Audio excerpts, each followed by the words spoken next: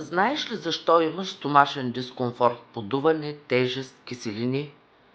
Имаш ли чувствителен стомах и усещане, че храната те изтощава, вместо да ти дава енергия?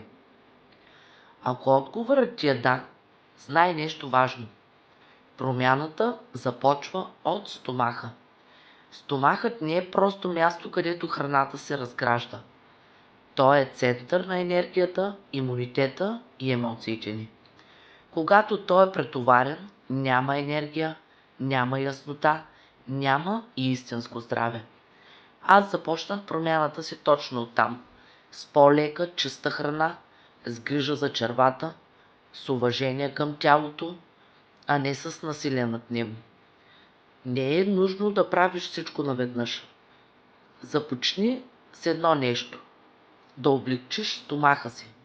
Когато стомахът се успокои, тялото започва да се самолекува. Ако искаш да научиш как точно да започнеш, напиши в коментар "Започвам от стомаха" и ме последвай. Ще споделям стъпка по стъпка. Пиши ми и на лични. Ще отговоря на всеки.